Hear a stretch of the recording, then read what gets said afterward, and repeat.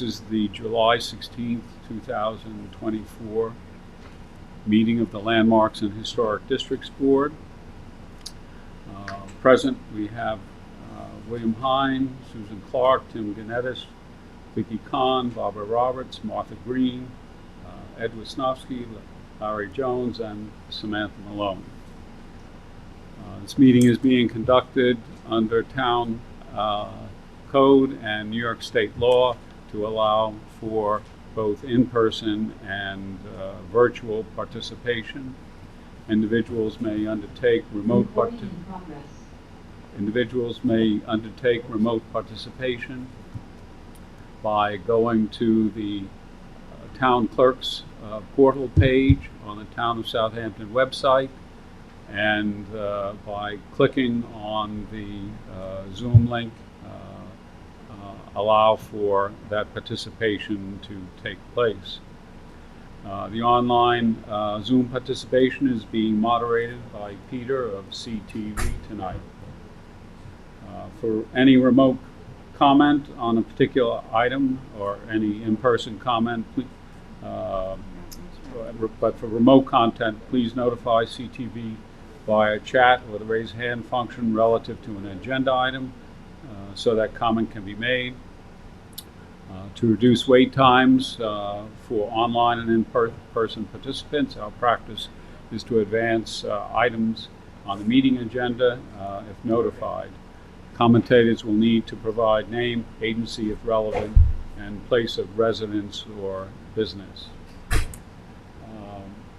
Our first item will be the minutes from June 18th, which were distributed by Stephanie.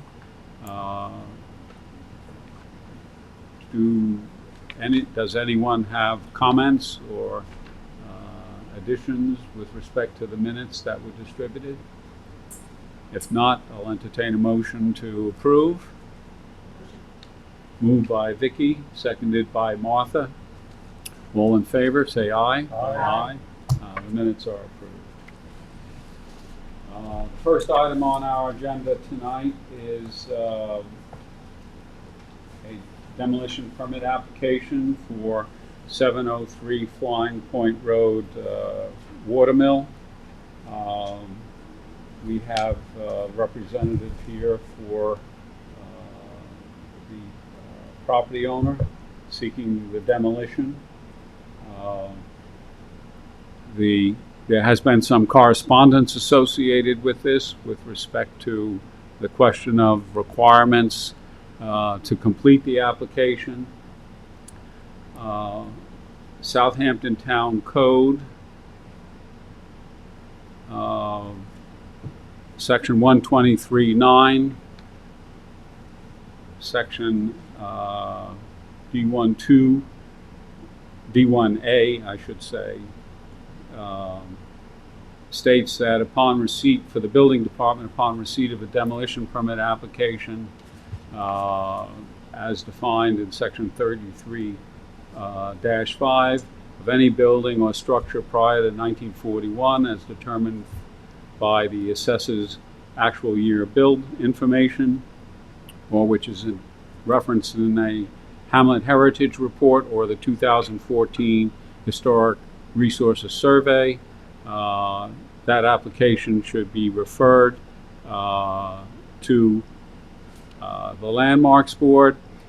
The application further can require the submission of, in subsection 2 here, where the structure requires referral, the Landmarks Board can require color photographs of the interior and exterior of all structures that are part of the demolition permit application, can require a structural engineering report regarding the condition and integrity of the structures, can require architectural drawings including plans, elevations, and existing and proposed site plans, unless waived on the request of the applicant, waived by the Landmarks Board at the request of the applicant.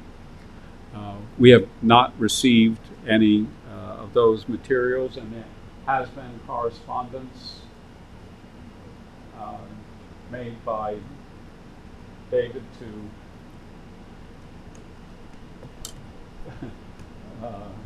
the office of John Bennett. I think I may have sent an email, I forget. Okay. How long ago was that? 6 days ago.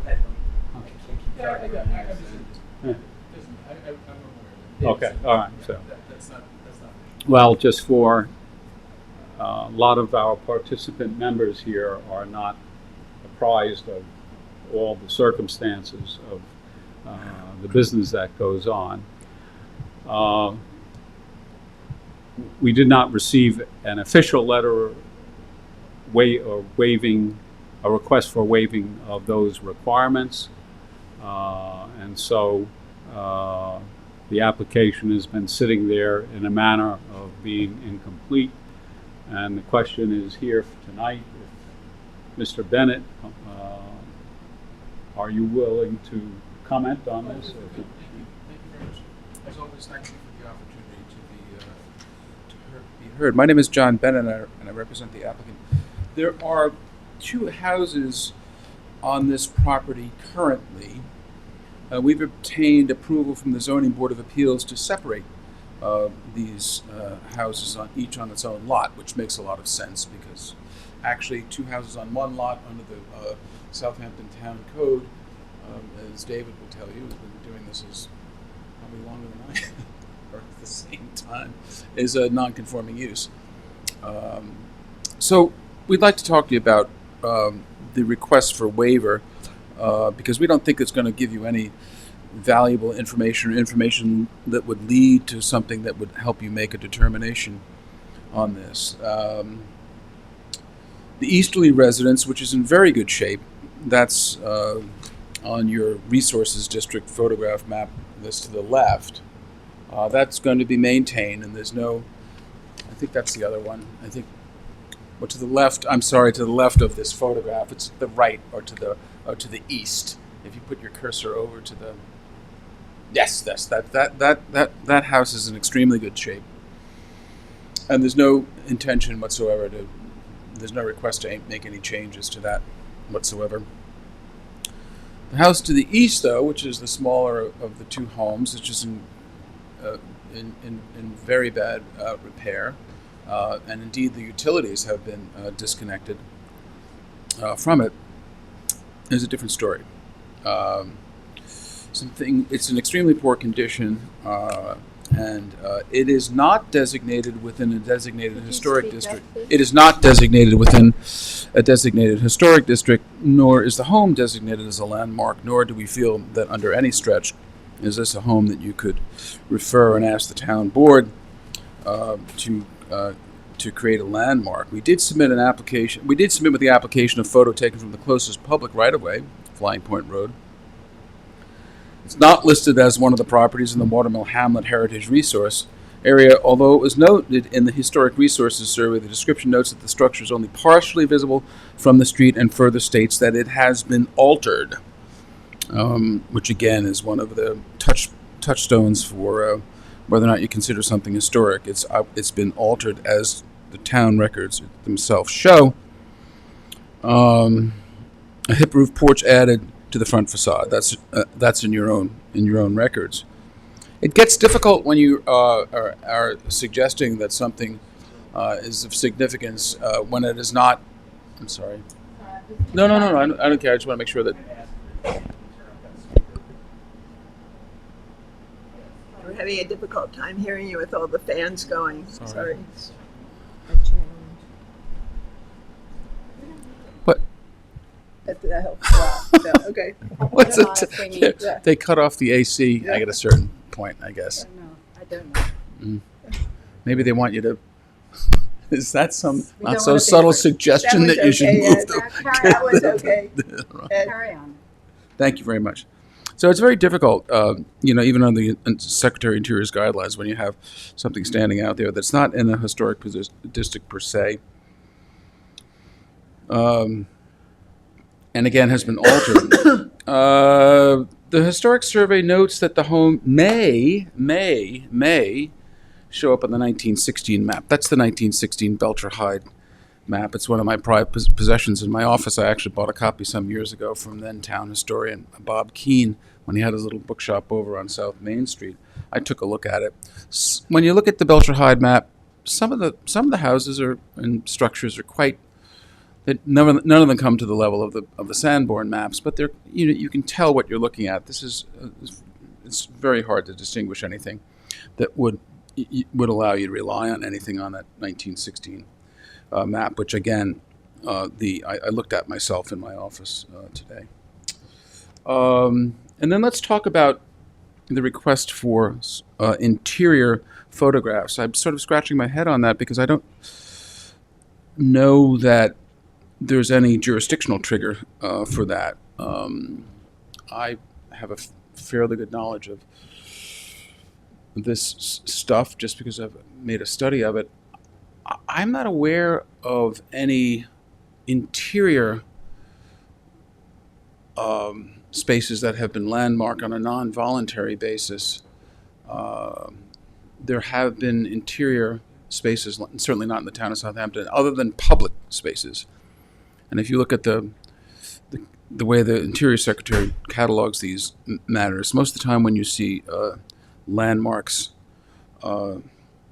interior landmarks, they're public spaces. So I'm not sure what the jurisdictional trigger would be for requesting interior photographs. Nevertheless, we'd ask you to waive that. Similarly, we'd ask you to waive the request for a engineer's report. The house is in very bad repair. It's sort of what we lawyers call a res ipsa loquitur. I invite you to pass by it and you'll see. And then in terms of the request for elevations or floor plans of what's proposed there's nothing proposed there. It's in poor condition. Again, the utilities have been disconnected. Given the state of the exterior of the residence, we do not believe it's necessary to submit an engineer's report, and we'd ask you to waive that and the other requirements. What I did do is I took a look at what would you suggest? What's comes out of this the sausage made in this hearing room? It would be a recommendation to the town to board who have the authority to landmark this. I just simply don't see it rising to any of the standards. It's a fairly significant standard. I mean, the house at one time was a pleasant house. Quite candidly, I grew up in the village of Southampton. It's a very nice run of houses. The ARB has done a good job with a couple of exceptions on that stretch of trying to keep things traditional. I think there's a couple of examples which do stick out like sore thumbs. But in any event, the ARB, if this lot were to be rebuilt, hopefully the ARB would look at the sense of place of the area and require something traditional. And I don't know if you folks have any sort of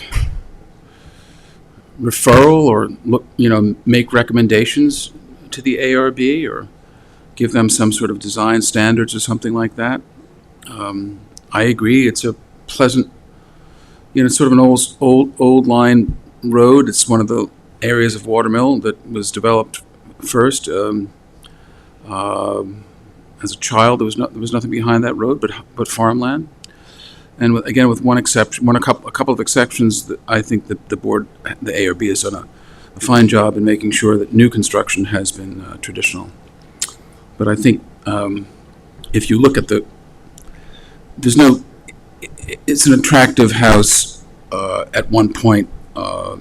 It's a pleasing traditional lines, but there's no special character or historic or aesthetic interest to it that makes it stand out and be worthy of landmark, which is ultimately what your board is asked to decide. either distinguishing characteristics of an architectural type or representing a significant innovation. Again, it's a pleasing structure, but there's no specifically distinguishing characteristics. And it was also retrofitted.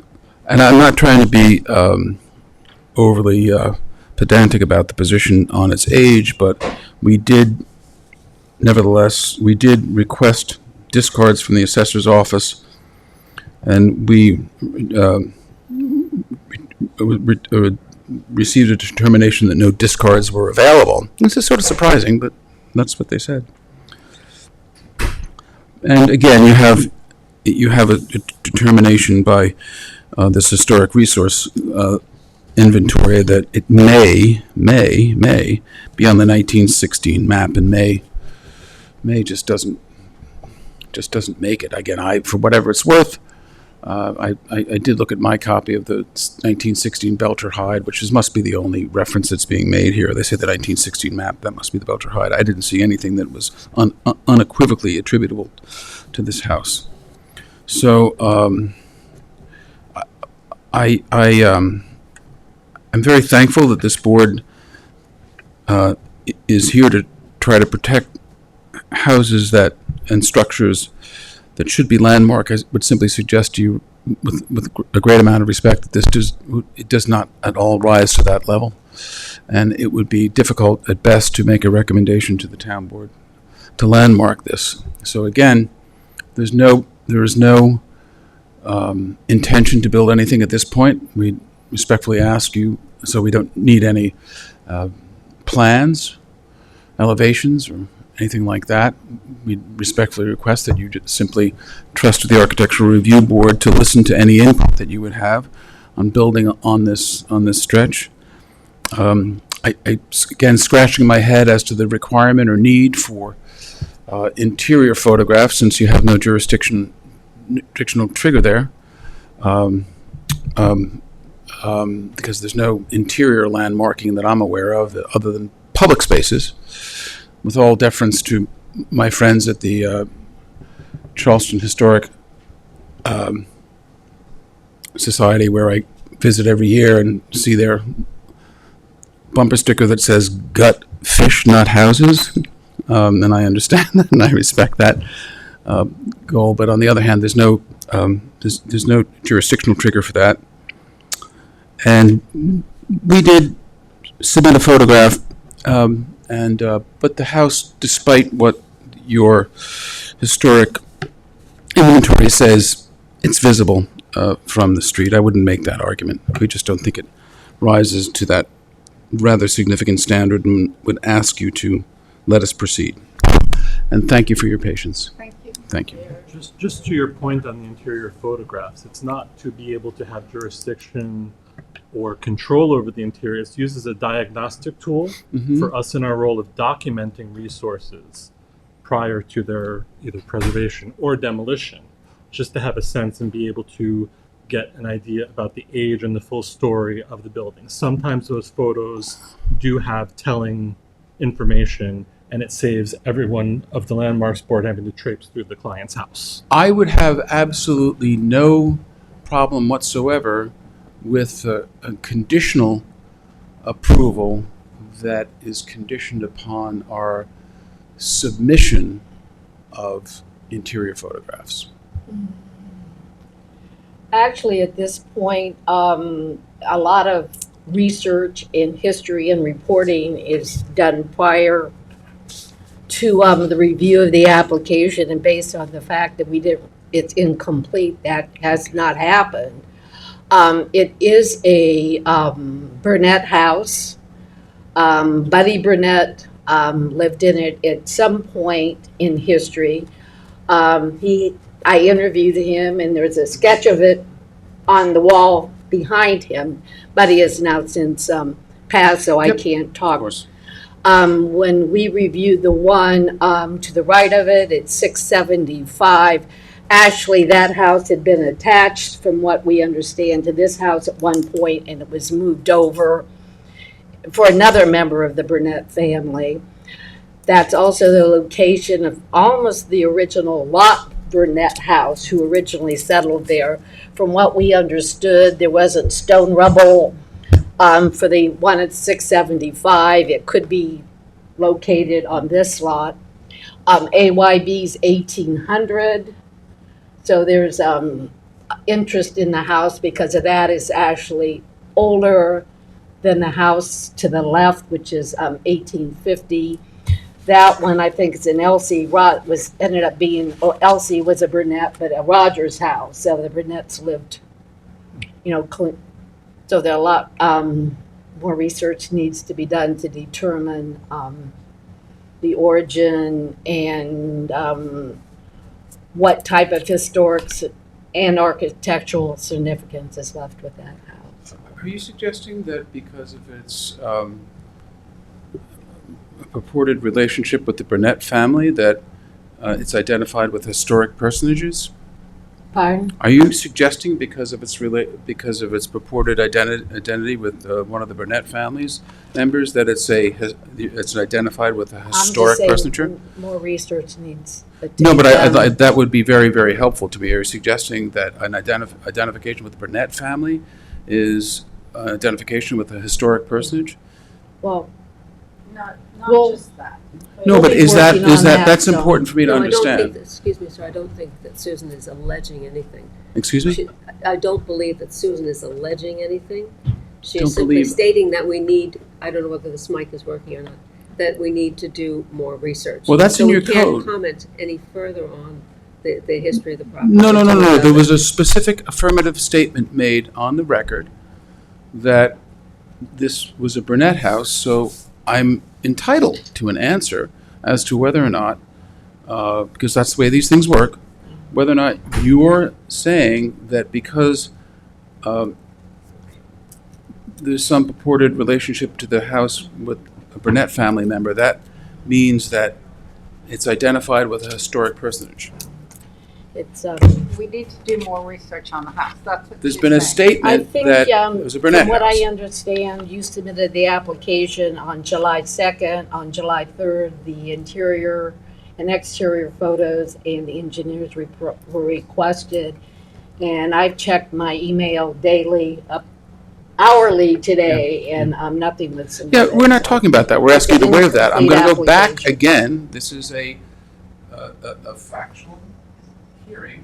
And I'm going to go back and ask the question whether or not it's your position that because of its purported association with a member of the Burnett family, that it rises to preservation as a result of being identified with a historic personage. The application's incomplete at this time. That's not a response to my question. Quite frankly, I'd like to know the answer to that question. Well, she's not The sure. question is not to have a final determination of what the historical significance is tonight, because none of us have seen any information, Okay. because Yeah. nothing has been fully prepared and researched. Yeah. We have anecdotal commentary of someone who interviewed a Burnett Okay. who found a connection to the house. Okay. But let me ask you the question in a different way. That assuming arguendo, because this is I'm entitled to know this. Assuming arguendo, that this was identified with a member of the Burnett family, are you saying that that rises to it being able to be landmarked because it's identified with a historic personage? And that's a determination that needs to be made on the basis of a report that we have not seen. And I said, assuming arguendo, that you're dodging the question. Assuming Oh, arguendo, the yes you We are are. not dealing Yes, you with are. your hypotheticals tonight. No, it wasn't a hypothetical. A statement was made. I'm not. A statement was made. A statement was made that this house is identified with a member of the Burnett family. So Could well I'd like to be. know if that was a historic Could well personage. be. We need to be sure, and therefore, we're not equipped to say at the moment. Okay. But it could well be. Susan does a lot of work in Watermill. So here's my position. If you're not willing to waive those items, I'm not willing to provide them. Deny the application. Okay. Let me ask with specifics. Are you asking us to waive those requirements. Yes, I think that Okay. was pretty unequivocal. I'm asking you to waive the requirement for the interior photographs, although I did offer a condition that prior to any demolition, we would catalog the interior with photographs in any manner that Mr. Wilcox wants me to, any manner.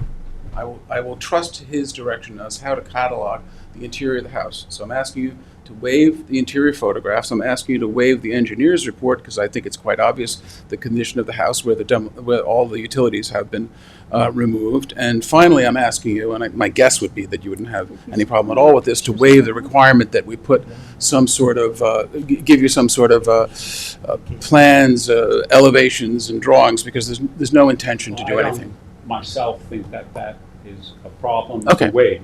Okay, thank you. I appreciate that. The other questions Right. that are there are the interior photographs for Mhm. documentation purposes, Mhm. and the question of structural integrity Mhm. of the structures involved. So, Well, my that- understanding of historic preservation, particularly in the boards that structural integrity is not a sine qua non of historic preservation. You've come in so I don't know why. So in any event, I'm more than happy to provide photographs as a condition. I'd like you to waive the other things. If you're not willing to do that, simply deny it. well, let's just proceed point by point. Okay. Structural integrity is an important question for, quote, landmark structures because sometimes they have to be demolished because they're deteriorating. That may not be an essential question here. I'm unfamiliar with the building. I've not done a site visit. And have you done a site visit at all to? No, I Okay. have not seen it except from the road. All right. So, I mean, we're dealing with an unfamiliar structure. I'm not sure that myself, a structural integrity report might be required, but it would be good if somebody had their eyes on it before that judgment was rendered for a waiver. Okay. Do you have pictures of it? Of the the house house you itself? want to Yeah, we demolish? submitted a picture taken from the road.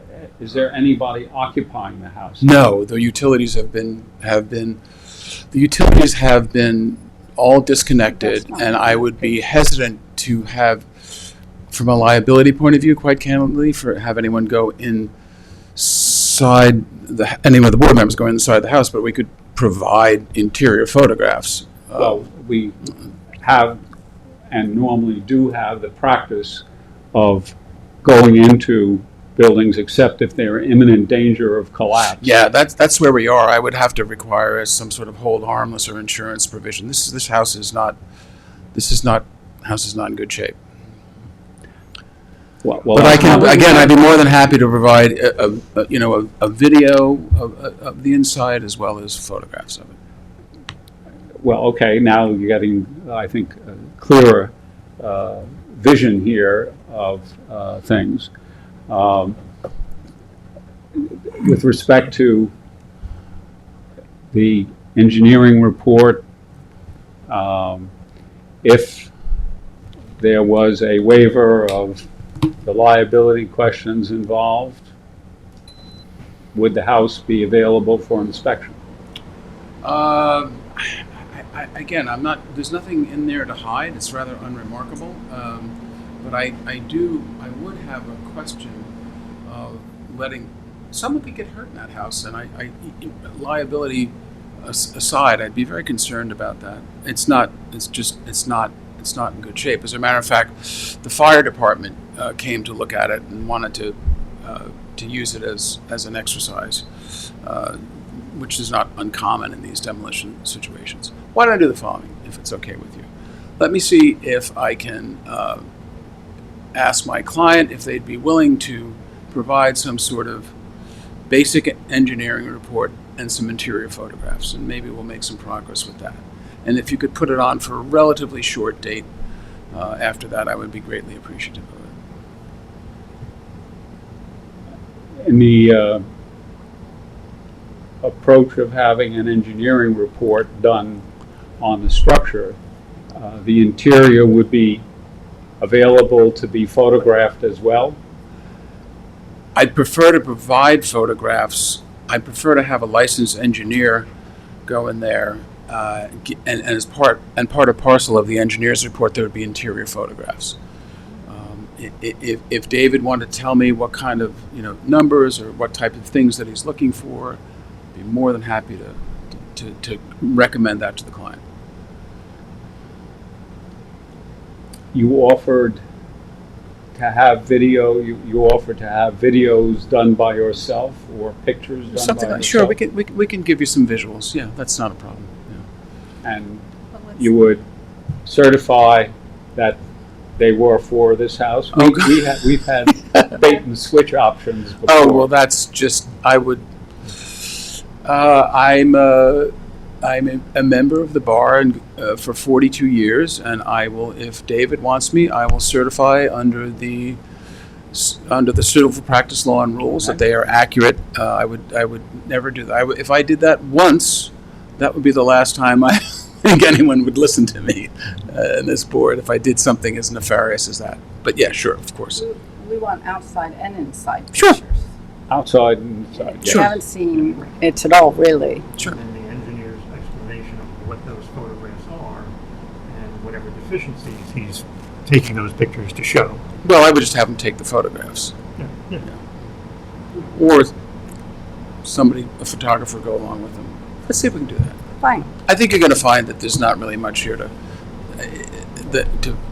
suggest that the landmarking, again, it's, and at one time was a pleasant house, but it's in great disrepair. So Susan, you basically would have the assignment Pardon? you would basically have the assignment for doing the historic significance report for the house. Is the arrangement of having a structural integrity report with interior and exterior photographs as presented Yeah, right. by Mr. Particularly Bennett? of Is that attics, basements, fireplaces, staircases. Susan, if something. you want to tell me what don't you need all want the photographs bathrooms. of, I'll get that done for you. Okay, Yeah. I think that's a deal, and we'll have conveyance through David. David for communication. So can we be clear, though, that we're not going to require any elevations for a house that we're not going to build? That one. That's, the Okay, elevation, great. you know. It would also be We just want helpful if we pictures. could make a site visit and look at the exterior if you're providing. Yeah. Yeah. We can look at the outside, the Walk around the foundation work, whatever is available from the exterior. I don't have any to go along with whoever we put together two or three people. so, Put together. okay, I think we've got a Sounds plan here for the possibility of this being reviewed at our August meeting. Oh, and that date is? Third August Tuesday. 20th. It's the third Tuesday in August. August 20th. on our agenda. And, It's 20 on our agenda. I will send August out the 20th. email about a site visit, if anyone So, yeah, who's able to join us. normally time, like, Thank you very much. Just as from an anecdotal point of view, my interest in the brunette aspect, I often scratch my head since my father's family's been here since 1639. I often wonder whether or not any house had the name Bennett attached to it. I can imagine my dad getting a chuckle out of that. It was preserved because it had the name Bennett to it. But in any event, I give you that only for purposes of humor. In any event, And thank it you would very be much. Thank We'll you get that very stuff much. to you, and, Thank you. Thanks. helpful to have by that Tuesday date, 2 weeks before the meeting. Okay, we'll get it done. And thank you for all the work you do. Thank you. I appreciate it. It may not seem that way when I'm in here Yeah, pushing hard for a client, but I do We- greatly appreciate we appreciate you coming. it. Thank you.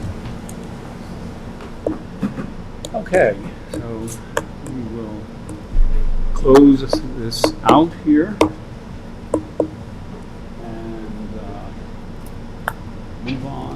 21 Lighthouse Road, Hampton Bays. Everybody could just speak into the mic. I'll turn this off again. So. Don't push the mute button when you're talking. I think they said you push the mute button. Yes. I don't even see the button. That, you don't have to push You any don't button. need to trust. It's, but He didn't. He didn't. Quite right. okay, 21 Lighthouse Road. Let me see if I can bring that up here without. He didn't even. Just no picture. And what's the reluctance to a picture? How can you expect me to make a decision? Cheaper than if I can see. He said This it's is, not an important house. Well, thank you very much. That's easy to determine. a house that is close to the Coast Guard station. Let me see if I get the- I must have missed something because this makes sense. But I didn't. here, and it's Just wanted to notice how an interesting piece to this history of this house. It originally had been built close to the shoreline. The house was located here at one time. And between 1976, We have Stephen Hill on Zoom for this. we have, Stephen Hill on Zoom for this one. okay, Whenever you're ready. all right, fine. I turned speaker off, sorry. So between 1976 and 1980, the house was moved. The 76, actually, if I am good enough at this, I think someplace it was noted it was moved in 1980, but, or that's when it was recorded. well, there are multiple things. In 1976, I got to get rid of the 2024. he took 4. There it is. In 1976. If I go to, this is GIS 1984, it's been moved. There. Okay. But Historic Aerials has a 1980 image also showing it moved. So that's the window of time in which it occurred. Okay. So this house is on what is now called Lighthouse Road, but was described for many decades as the Pass Road, the pass to the lighthouse. And this land originally belonged to Squire's family. Let me not move that. Let me move this. This is Ponquag and Springville. This is the area where the lighthouse is. This is a Squire's house. One is I forget the first name of the Squires. G Squires, but this was Martin Van Buren Squires, and they had moved from the middle of good ground along Montauk Highway to open up hotels along Shinnecock Bay in the 1880s and 1890s.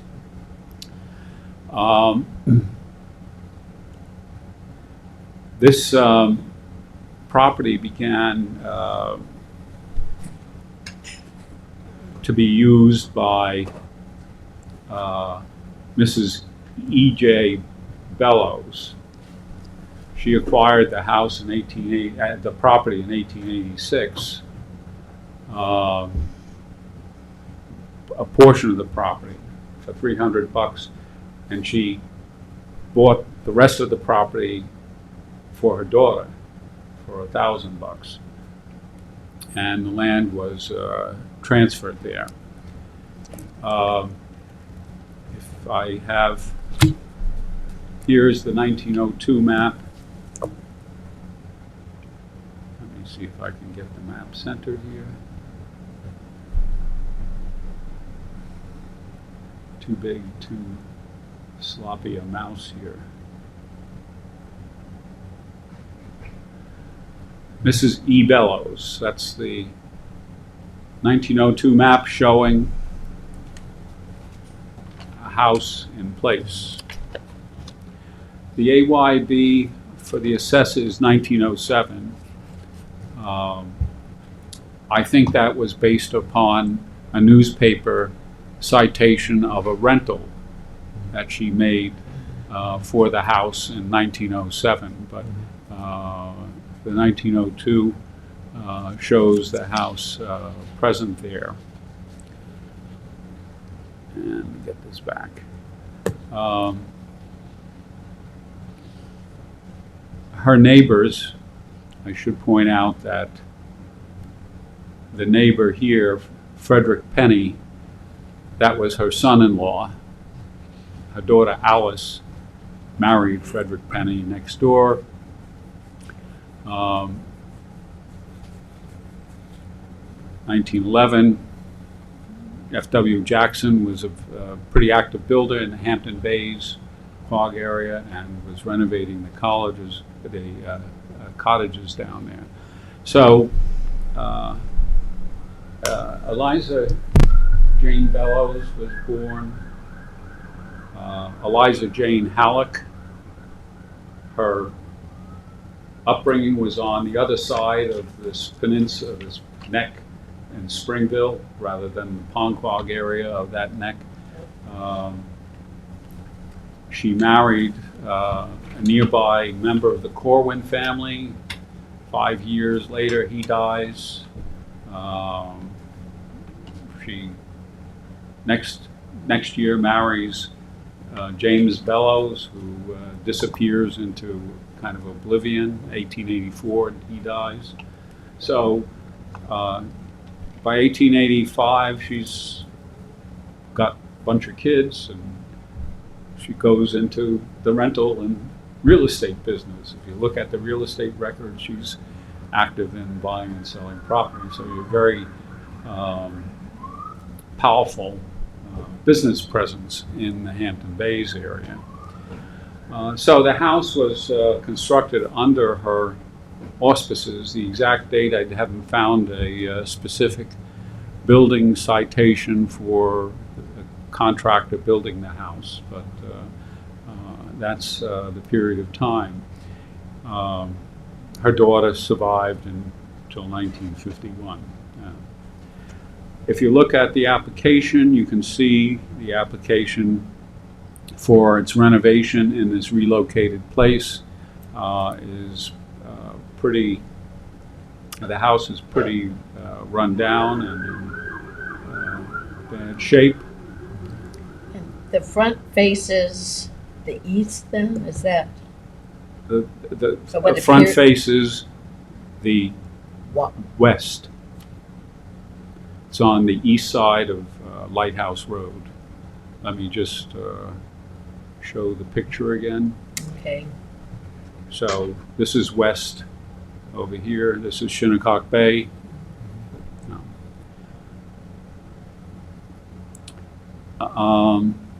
The house, as pointed out, is for basically a major renovation. It has been somewhat misrenovated in prior times. As you can see from some of these photographs, it has been neglected. And I would guess with the second floor exit, it had been used as a rental at some point in the past. So the obvious windows are not original. The porch looks reconstructed at some point in time. That's a nice term, misrenovated. Got it. This would be the How it's rotating it and. the front of the house. So You want to let the gentleman the in? plans that were Just the presented water were was built. They just moved it to back. provide a traditional aspect to it again. If I can get a reasonable set of pictures to restore some of the porches and redo the windows and footprint of the house.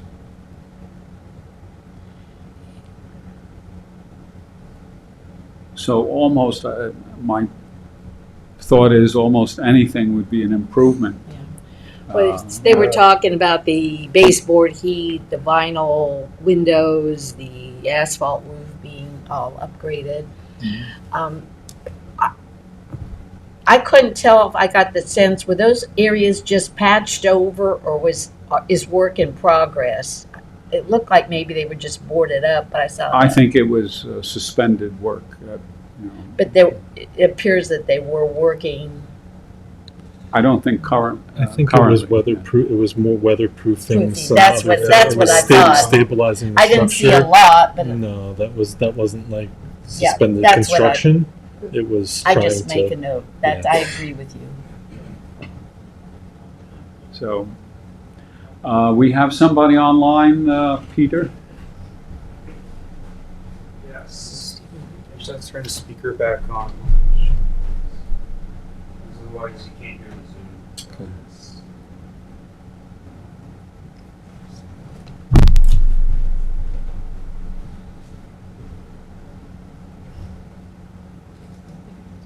Hi, good evening.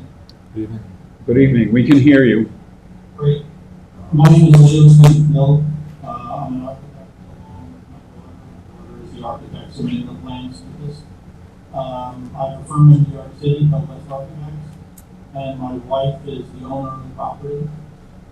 So we bought the house last year from the state, and as you guys can see, there was some renovation work that had been done on it in fits and spurts over time, I guess. But there's no recent work done on it other than just to stabilize the house. I appreciate the history lesson. There's a lot of information that I wasn't aware of. I didn't know the house was moved. I have some documentation I got in FOIL requests from the town. I appreciate that edification. So our plan is to renovate this house for a family weekend house for my wife, my daughter, and I. So unfortunately for my wife, she has to put up with architectural comments from both myself and my daughter, so she's like out of luck here, getting overruled on things. But what we're trying to do is just make it a little bigger so it's comfortable for our family that's growing, and we love the area, we love the property, and we feel like the house has some potential. Obviously, every builder I brought to take a look at it said it'd be easier and cheaper for me to knock it down and start over again, but that's not what my family likes to do. We've done several older home renovations for ourselves over the years, and it's just one of the things that we really love. It must be a mental deficiency, I guess. So I also emailed the town very late, like this morning, I emailed some renderings to the town, to the email address I have. To give you a little more traffic image of what we're proposing to do here, but it's all very traditional materials. We're going to use Alaskan yellow cedar, an asphalt roof for the main roof on the house, standing metal seam for the porches,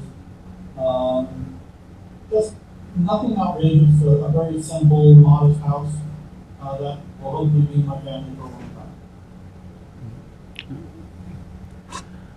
Well, Martha? Is the three-car garage facing onto the road, or is it hidden in any way? Yeah, so that's a good question, thank you. So in my viewpoint, this elevation that you see here now, that is what I think of as the front of the house that faces the rear of the property, faces away from the street, faces the water. So we're using the old zoning on this house because of when the house was established when it was relocated to this, and there was previous Board of Appeal approval that had reduced setbacks for the front of the house and the street. So we were trying to do a separate three-car garage in the southeast corner of the property, facing the street. So it had the traditional vernacular setup of house and garage in the back corner. That's what we were hoping to do.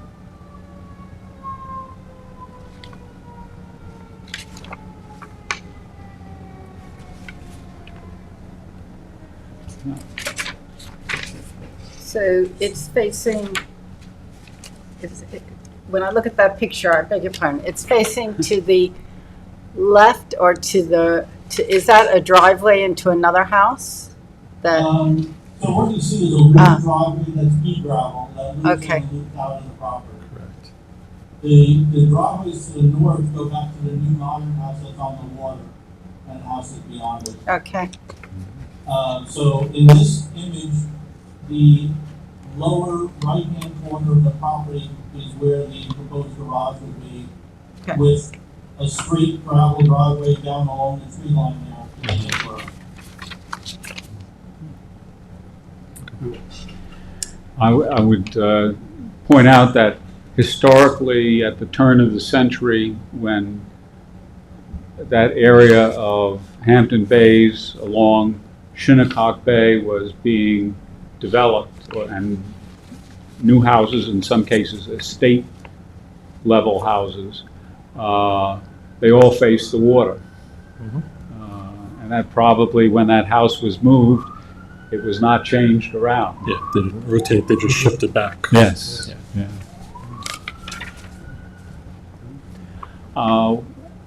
I think Any it's an comments? I improvement. don't think, does anyone have any concern here for this project otherwise? No, not at all.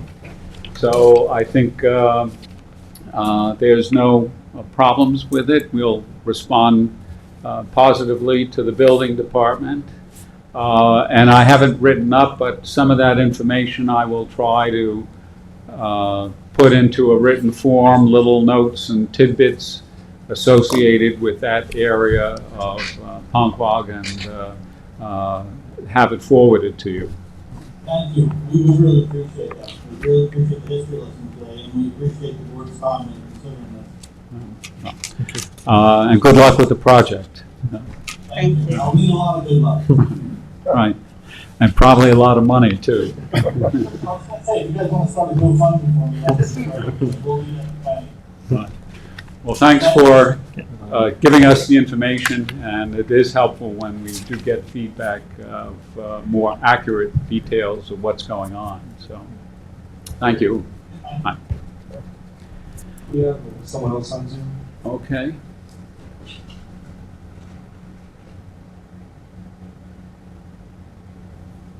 Hello? Hello? Oh, okay. Are we up next? Is Letterman over? Well, you will be in a moment. We were just finishing up with one project. So I'll check in with you in a few minutes after we just get a little briefing for ourselves. Okay, thank you.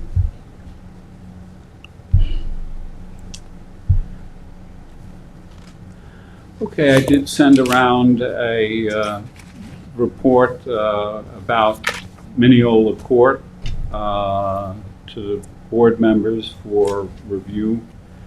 Let me see if I can retrieve it here. Okay, here we are. So, all right, let me just provide the perspective here, not far away from our last place. We have Mineola Court on this area of Ram Pasture in Hampton Bays. This was a subdivision that was laid out in 1936. And this house, I believe, had AYB on it in the assessors database of 1928, which would not be accurate from what I have found. The report here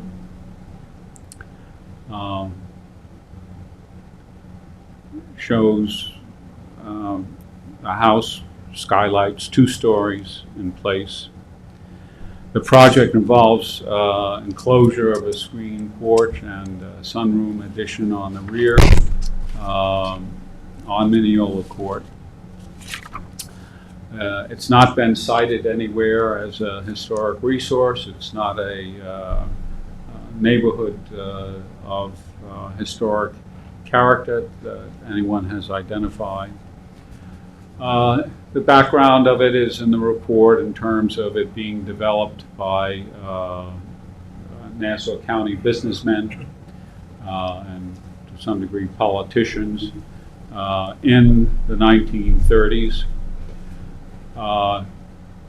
When the subdivision was laid out, it was laid out in 25-foot wide lots, which is the width of urban masonry buildings. And that apparently was somebody's idea at the time.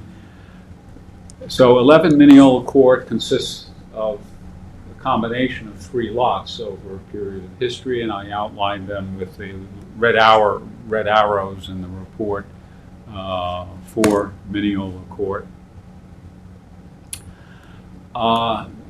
The property ownership reference that I found was the only one I found was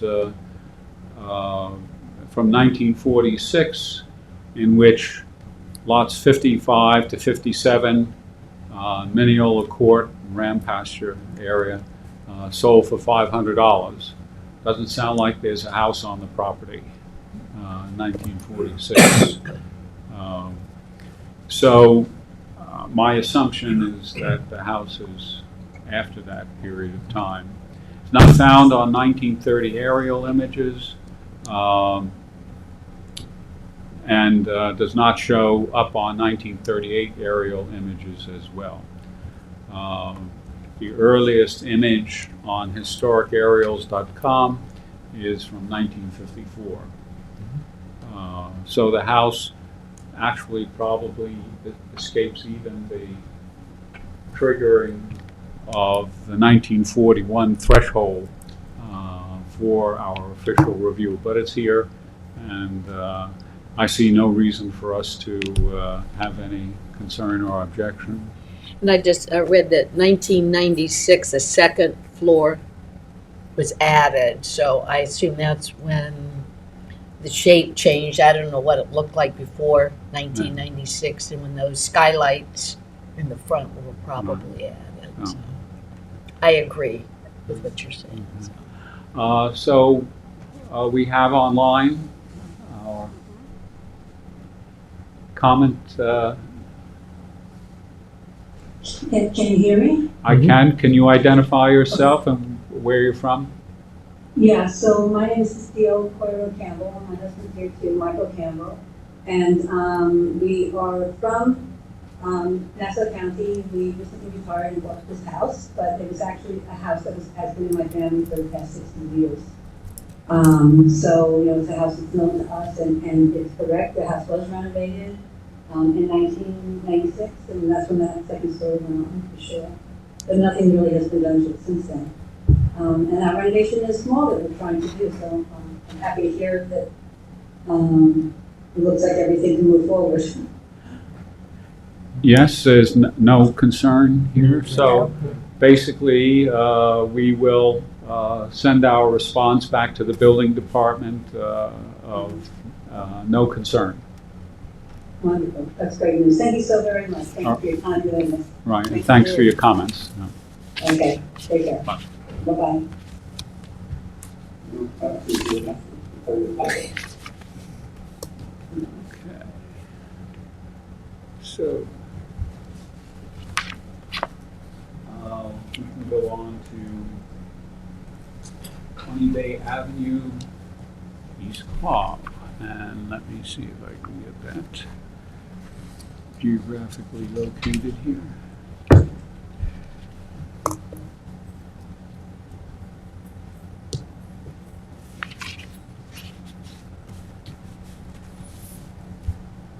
Okay. So, Bill, you have done a report on this, and I will Yes. bring it up to. Mhm. Okay. So a stop work order has been posted on this property because construction is well underway. The house has been stripped of all the exterior finishes except the wood roofing, and it has been stripped right down to the frame on the interior, so all the interior finishes and electrical, plumbing, and HVAC are all removed from it. So the property contains a Queen Anne style dwelling with an AYV of 1920, which is more likely that it was constructed in 1900, as it appears on the 1902-1916 historic maps. There's also a pool and a shed on the property. The shed's to be converted to a pool house. They both have AYVs of 1985, so we did not concern ourselves with those in the report. There was also a detached garage with an AYV of 1900. It was recently demolished, and it was more likely that it appeared after 1916 because it doesn't show up on the 1902 or the 1916 maps. So that has been demolished. A new garage is going to be placed in the same location. The shed being converted to the pool house and the new garage are reported by the owner to, they're planning to do the same finishes on those buildings as what they're going to do on the house. The property is identified in the AKRF as EQ26. In the AKRF, they refer to the Town of Southampton GAI 2000 survey, and they call it the George W. Wines House. We couldn't find any reason for that. The 1902 and 1916 maps didn't have Wines listed as the owner of the house. The East Quogue Hamlet Heritage Area report notes it as number 7, and they call it the Smith Edwards home. The 1902 historic map shows a 2-story residence with a perimeter matching the current house, and it was owned by L. Edwards. The 1916 historic map shows a 2-story residence with the same footprint owned by Carolyn Smith. That's where the East Quogue Hamlet Heritage Area report came up with the Smith Edwards name. In 1902, L. Edwards owned the property, and he owned several other properties. He owned 3 lots to the north of the subject house, 2 lots to the west, and 4 lots to the south. The one to the north and the west had houses on them. The one to the south did not. It was vacant. In the 1916 map, L. Edwards no longer owns any of those 4 parcels. So it then became owned by Carolyn Smith. George W. Wines now owns the south property that didn't have the house on it, that was vacant before. Yes, right there. So there may have been some confusion that L. Edwards had owned that property. They saw the George W. Wines name on it, and somehow he got linked to it. But Stephanie and I couldn't make any attachment from George Wines to the property. So everything has been removed from the house, the stairs, the kitchen, bathrooms, all of the finishes. The windows were replacement windows that were done 20 years ago or so. They have recently been replaced again. Previously they were 6/1 windows. Now they're being replaced with what is thought to be the earlier design of 2/2. The earlier windows were green. It's hard to tell in the photos. Originally, Stephanie and I thought they were black, but the windows are actually a dark green.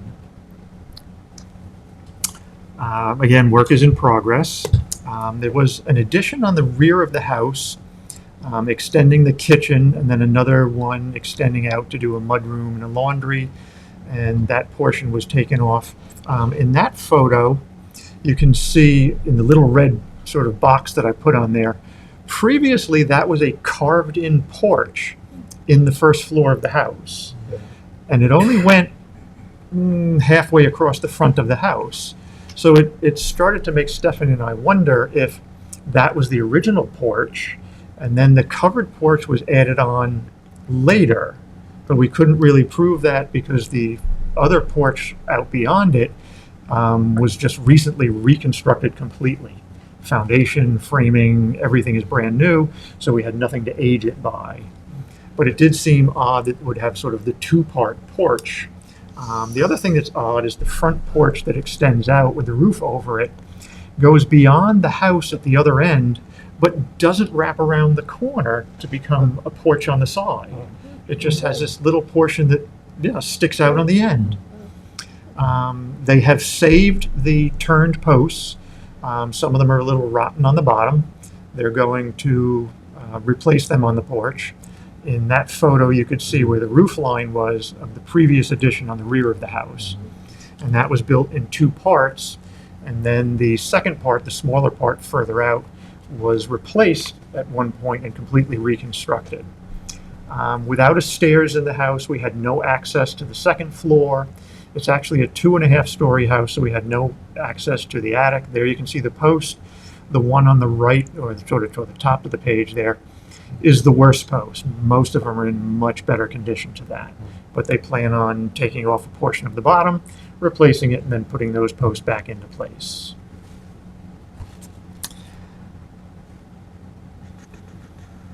So the proposed work basically preserves most of the front of the house, but taking off the previous additions on the rear of the house, they're going to do a much larger addition on the rear of the house.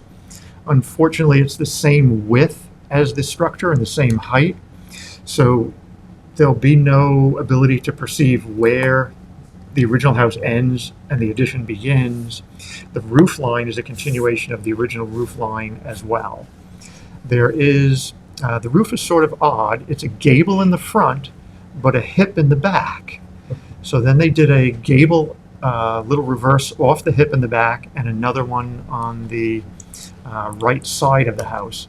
They plan on removing both of those because they're extending the roof in the back. They lose the one in the back.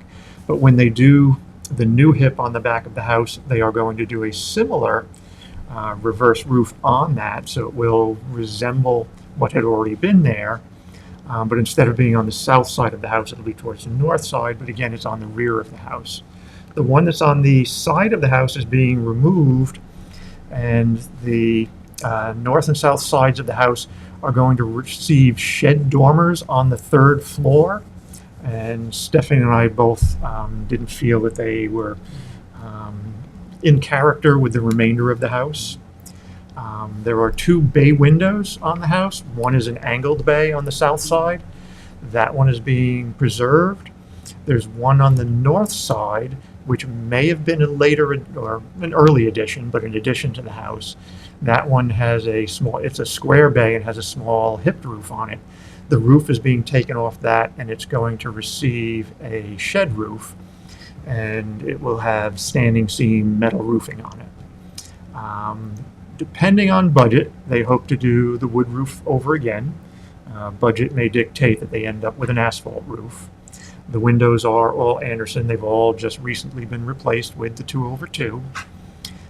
They do plan on doing wood shingle siding, although when we looked at the porch where it had been previously indented into the house, we did notice that the original siding on at least that part of the house had been clapboard. In the early pictures in the report, you'll notice that there's a lot of decorative shingles on the house, little half rounds or fish scales or something like that. And it has a multicolored, sort of a 3-color paint scheme to it. They don't really want to do the decorative shingles. They'd like to do some of the colors, but not in the bands as you see in the photo. Stephanie and I both felt that this house and several others in the area, there's, I believe, 8 other historic resources right on this section of Bay Avenue, and it's in an area south of Montauk Highway in East Quogue. that is littered with historic resources. And we were hoping that they would continue with that scheme, so definitely we propose to make that suggestion. Is that something of an oxymoron, littered with historic resources? Okay, I'll rescind that, Mark, and I'll say it's got quite a few. And if you could go to this section with the older pictures, the application didn't bother me as much until I got to that section. Mm-hmm. What the interior used to look like. Yes, yeah, and there were a couple of photos that we got from the I mean, owner. the wide plank floors, that Yes. little, the bathroom, I think had that stained glass. Yes, had the stained glass door and a Stained clawfoot glass tub. door. Yes, yeah. And then there's yeah, the corner there you go, fireplace. the fireplace. So I was wondering if there was another one right on Maybe the other side of the wall. yeah. Oftentimes you see that the two. picture. Yeah. But again, the wide plank floors, and then following this were two photos of the stairs. The Unfortunately, staircase also. yeah, there's the stained glass Here's door the window, and the freestanding staircase. tub. Yeah, So, and there's the stairs going up. Yeah. I saw those and I was like, Yeah, but so this is my unfortunately- question, and I go with your whatever you decide. Yeah. Sometimes when we've looked at something that has had that much stripped away, then we say, what would be the consensus Yeah. if we were evaluating it prior to all that being done? Right. And then sometimes there would be an objection or Mhm. based on Yeah. what it was then versus what, I mean, based on what I see now, I agree with you, but based on what I saw in the older photos, Yes. So when you look at the AKRF photos from 2014, yeah, some of the mass appraisal photos that the tax appraisers had taken, Stephanie and I both agreed that it was very, I mean, I know very there was the landmark stock, it's in eligible at that progress, got point. work order, but I'm just hoping that there was some type of adaptive reuse with We did not not just we- yeah. the porch posts, but Right, a we lot didn't, of that we didn't other. see the tub, we didn't see anything from the stairs or the fireplace. We didn't see the stained glass door. We did find, or saw in the house, that the original front door was still there, and Stephanie and I both suggested reusing that, even though it's gonna be moved forward as they enclose that section of the porch. It was circular. Yeah. Well, that's my only comment. Those Yeah, sort of tugged at me. yes, So you have a number of suggestions yes. and recommendations Yeah. for the project. They're outlined in the report. I don't know whether they should be just vocalized for educational purposes. Mhm. And I think most of them are on the last page of the report. Right. So I've now created another paragraph or two because I realized after I had written that I hadn't mentioned the two shed dormers up on the second floor and a couple other things. So I've actually added to that list as well. Okay, well,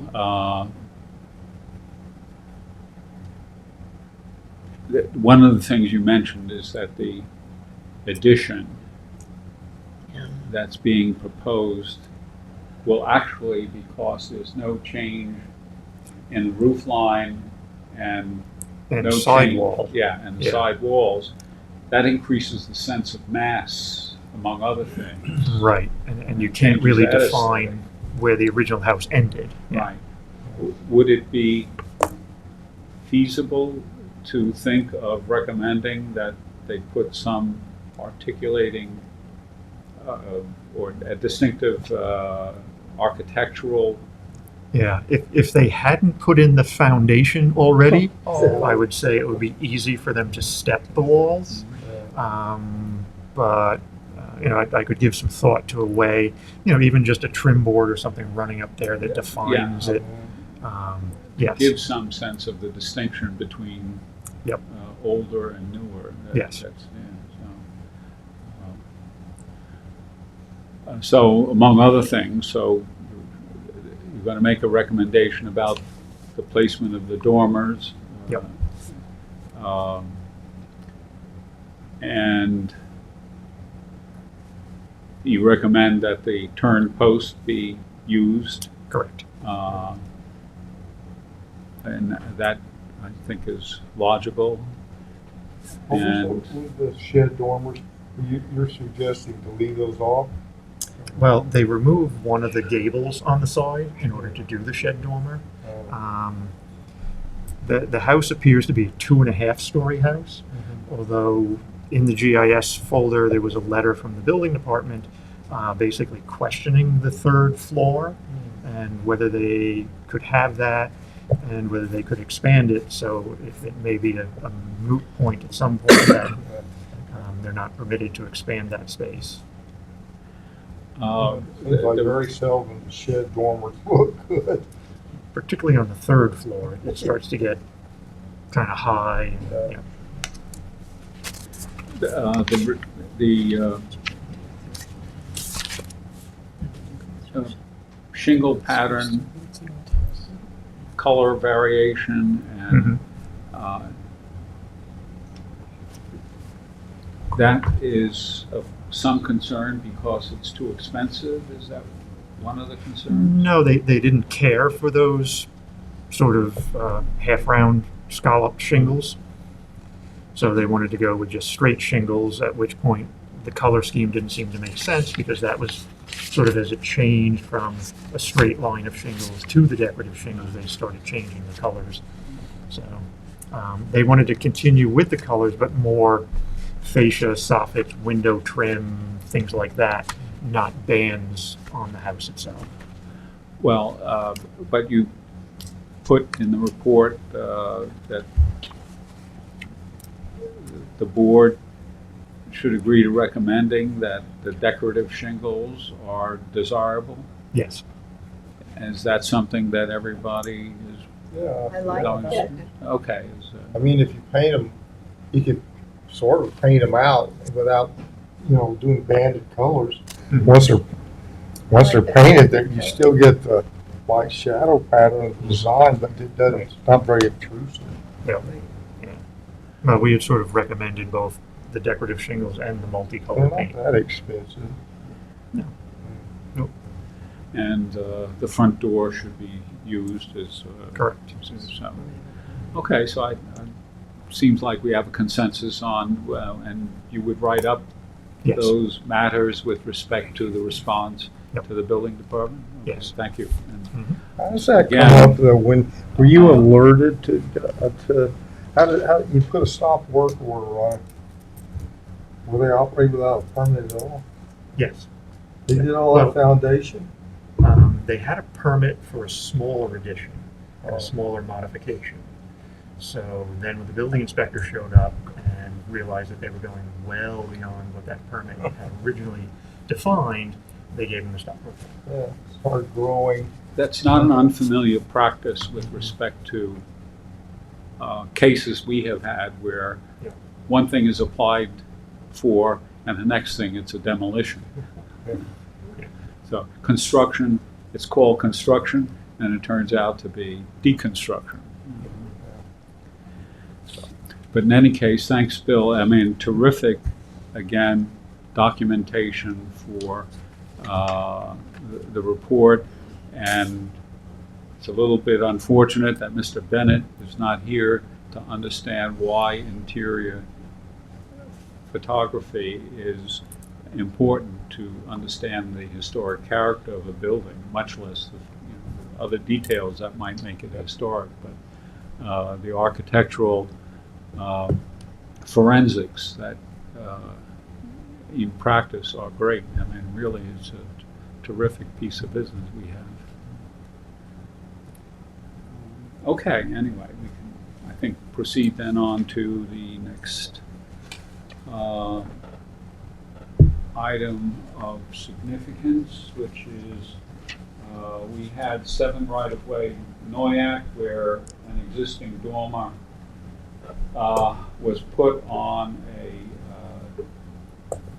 a building, and Stephanie and I looked at it and just said, well, it's an application for completed work done without a permit.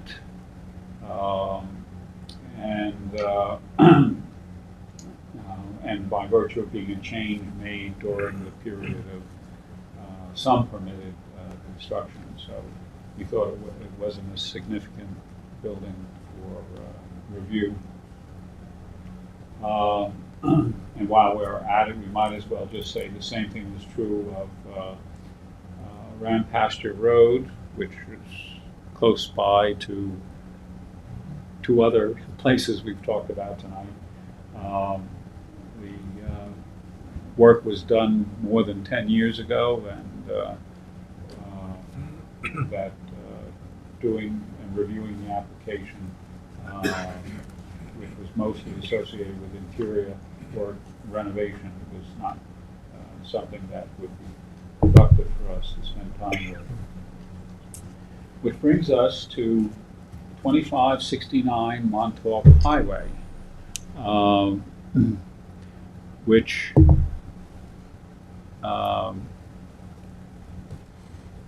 let me just get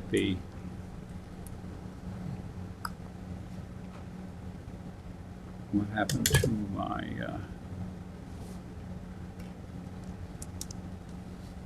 somehow it got closed out.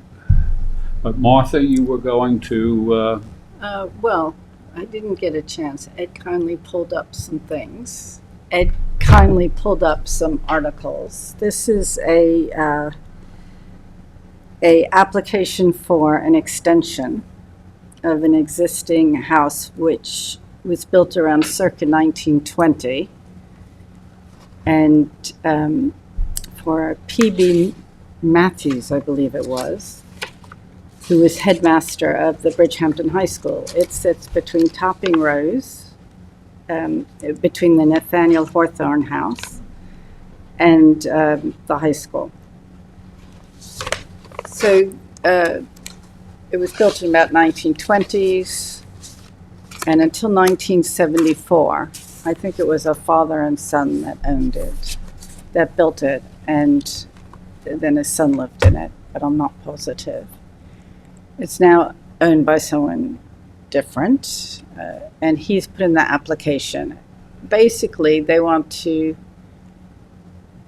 double the size of the house with, well, that's an exaggeration. They want to add a huge two car garage that will sit alongside the front of the house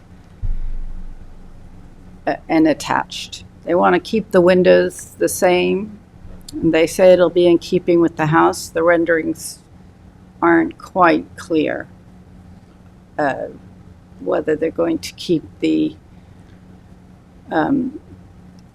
diamond-shaped windows. But if in this neighborhood, there's a whole, it's surrounded by 1920s houses. well, somewhat earlier. This is the Earlier, Nathaniel yes. Rogers house here. This is the Abraham Topping Rose Inn as well. This is a early 19th century whaling captain house, Uriah Sayre. So this is the 1920 house that has been put. And although you can't see any of these now, you can see them most of the year because the privets Let me hide them now. It's try a to charming house. bring up the application here. Yeah, if you could pull it up. I don't know that it has historical significance other than it's the approach to Bridgehampton, which is quite lovely. And they all sit together, both going down Lumber Lane and on 27 before you get to the corner. So that rendering isn't quite what they're doing, I understand, is it? Because if you go further down in the drawings, they've kept the windows over the garage, and they're keeping the diamond-shaped fan lights on either side of the door and keeping all the original windows. But they are making the house much bigger. It's hard to tell from the floor plans here, but Yeah. You can sort of see the scale. The garage and the second floor above it, they're adding a few bedrooms. It doesn't sit as high as the original structure, but almost. And then they're connecting them with something new. it's kind of doubling Yeah. the Yeah. facade, the length of the front facade. And for me, I don't know, are we allowed to say it's not appropriate? I mean, because to say we're going to keep it in keeping, there were no two-car garage. It's not in keeping with the 1940s, 1922 structure.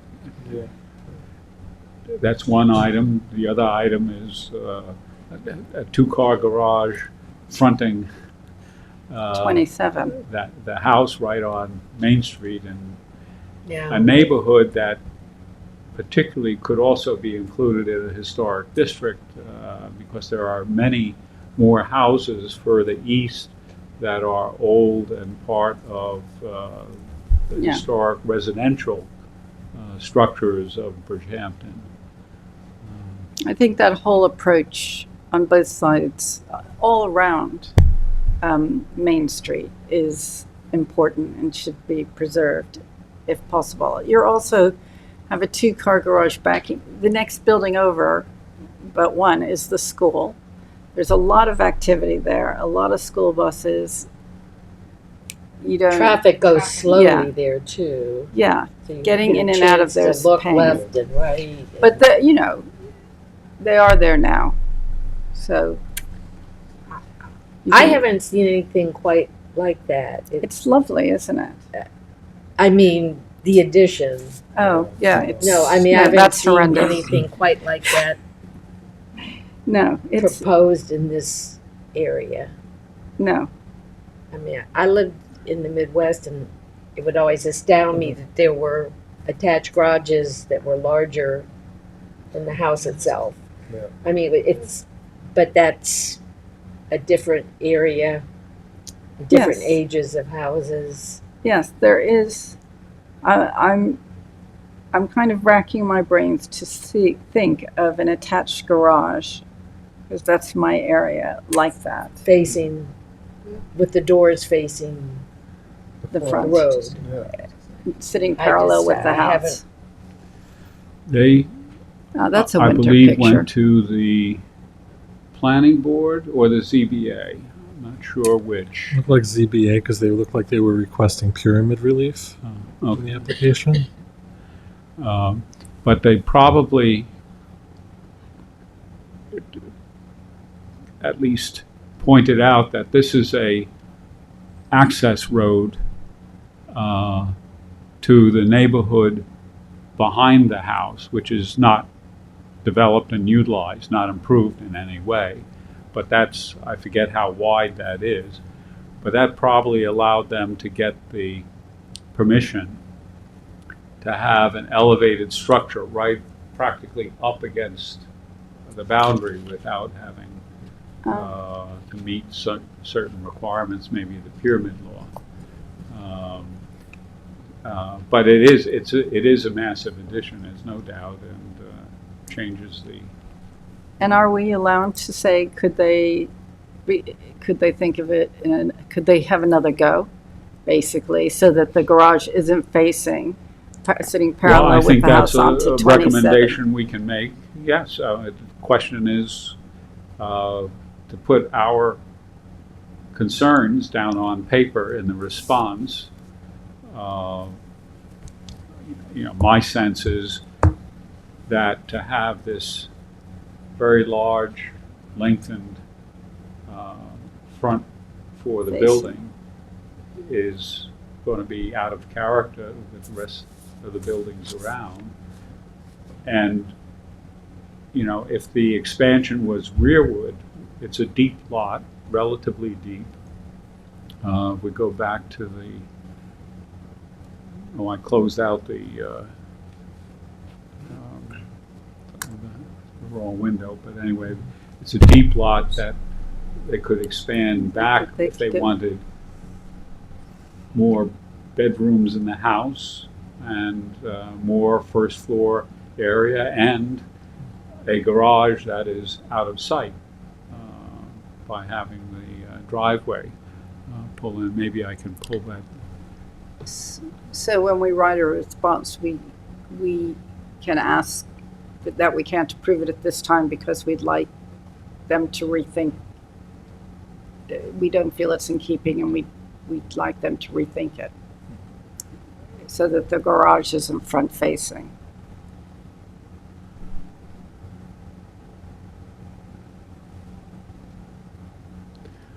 As you can see, Yeah. this would come right up against this right-of-way that's not being used for the neighborhood that is behind.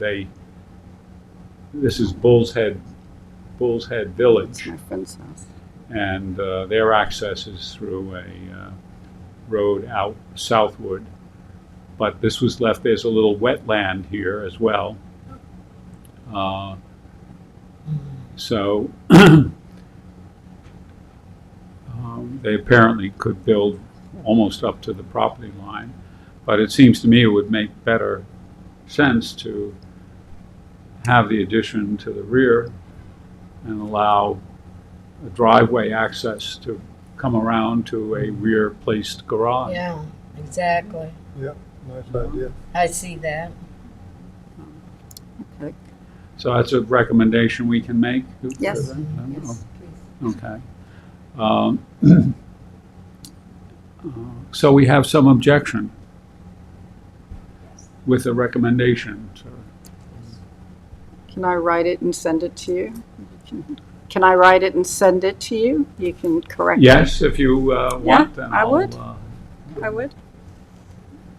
put the form in and Totally. I don't know. The other thing is, I mean, is there room for a detached garage? I know we don't need to debate that, but well, it depends, yes. yeah. How So they might, what's the size of that property?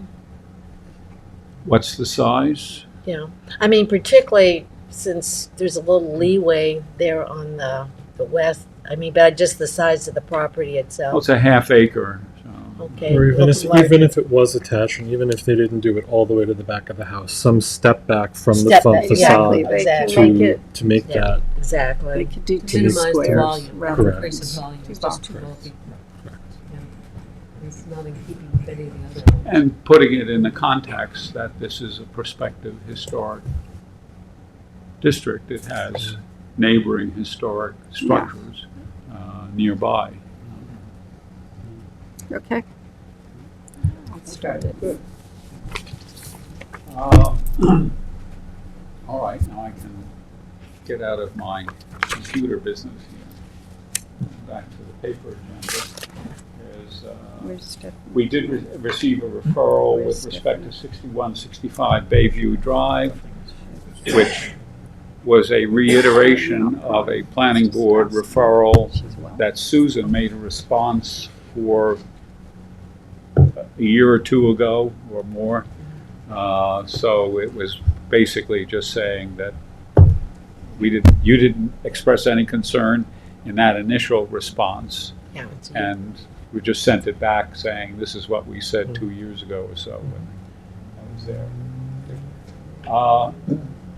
520 Montauk Highway, the town board had a public hearing on July 9th. I will say it was somewhat unpleasant, but I will leave it at that until more things take place. Discussions are ongoing between the neighbors and the Peconic Land Trust, and they're being moderated by David as schedules can be combined when you're dealing with 8 or 9 individuals who want to be present.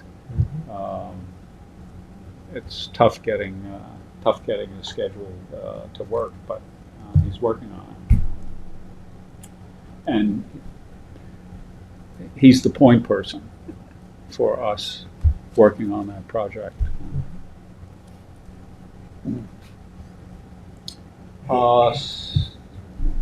The Stony Brook Southampton windmill is also under,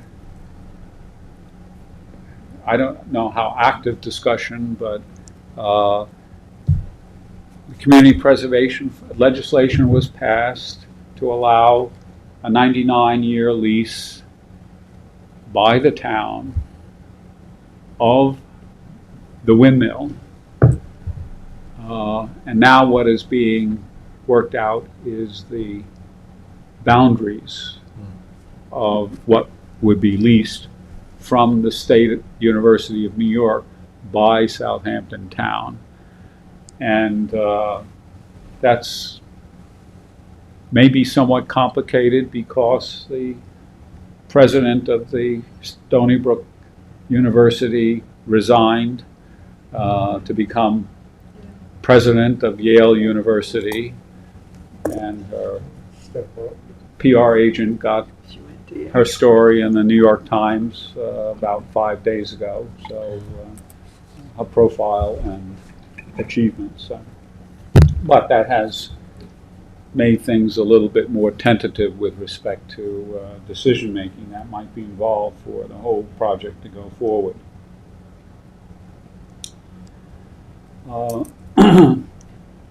126 South Country Road, Remsenburg. That report was sent in by Stephanie about 2 weeks ago. We have a question about who's going to do the resolution. Yeah, I saw that today. I'll talk to Kelly. Okay, well, decide, between you, Yep. decide who will Yep. put it in the hopper. Yeah, okay. And nothing on 11 Walnut and 149 South Country Road at this point in time.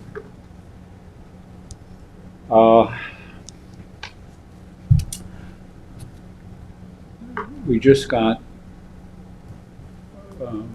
we had originally a meeting scheduled, or I had a meeting scheduled with the supervisor for June 25th. Her schedule was changed, so it never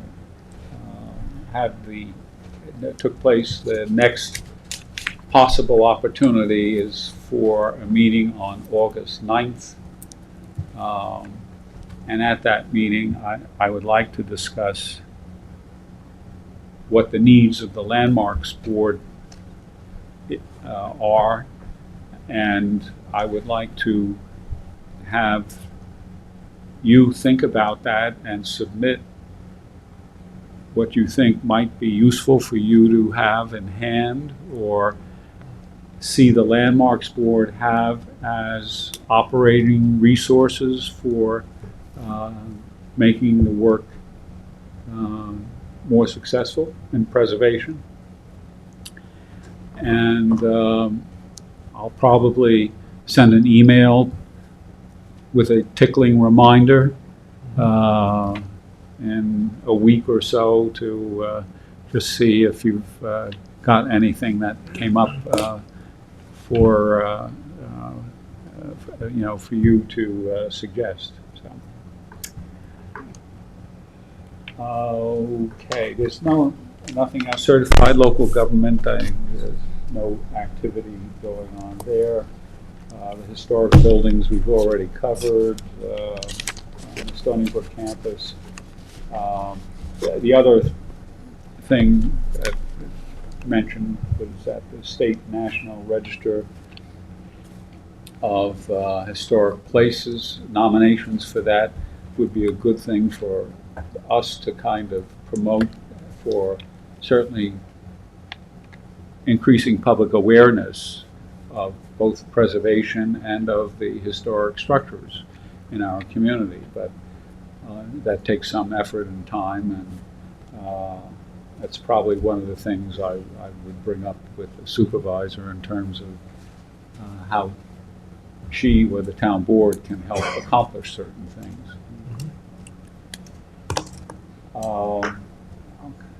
Any things that you have to concern? No, nothing? And anything you want to raise as a concern? Okay. Thank Well, you. With that, our meeting is adjourned. Thank you. Thank you, Peter. Right.